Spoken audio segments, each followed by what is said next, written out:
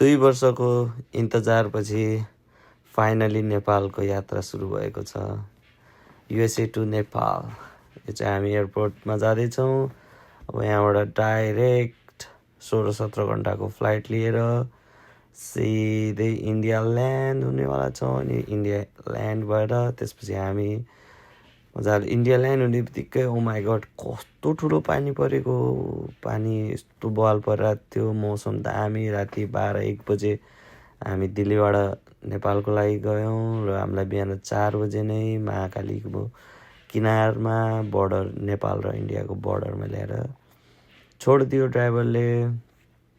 त्यहाँबाट मेरो बुढी पनि खुसी छिन्। अब घर पुग्न अब 15-20 मिनट मात्र बाँकी छ। सिधै युएसएको उबरमा चढेर आएर नेपालको अटोमा सफर हुनेवाला छ। नेपालको अटोमा त चिसो हावा खाँदै गाउँ छिरियो। यहाँबाट सानो छँदाका धेरै राम्रो यादहरू छन् यो गाउँको, यो बाटोहरू।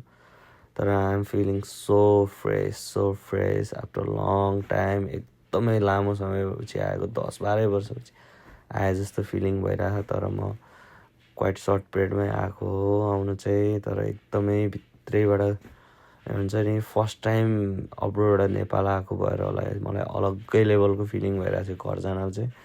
आइ am really excited and emotional also.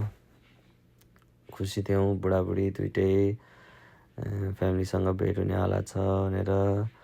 खासमा चाहिँ अब घरमा मेरो दाइको छोरी छ। दाइको छोरीलाई भेट्न चाहिँ म एकदमै एक्साइटेड थिएँ।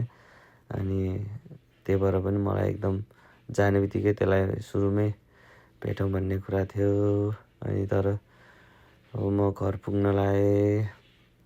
घर पुगिसकेपछि चाहिँ त्यहाँनिर घर पुगेको भिडियो चाहिँ म बनाउनसम्म त भएन, किनकि म त्यतिखेरको मोसनै सम्हाल्न सकिरहेको थिएन। त्यसपछि छोरीलाई पालाई फुकी गरेर त्यहाँ पुरा फकाइ खाना खुवाउँदै थिएँ। त्यसपछि माथि उसको आन्टी र मस्त रमाइलो होइन। फर्स्ट टाइम भेट्यो पनि होइन, एकदमै स्टार्टिङबाटै भेटेको जस्तो एकदम वार्म फिल गरायो छोरीले पनि। त्यस्तो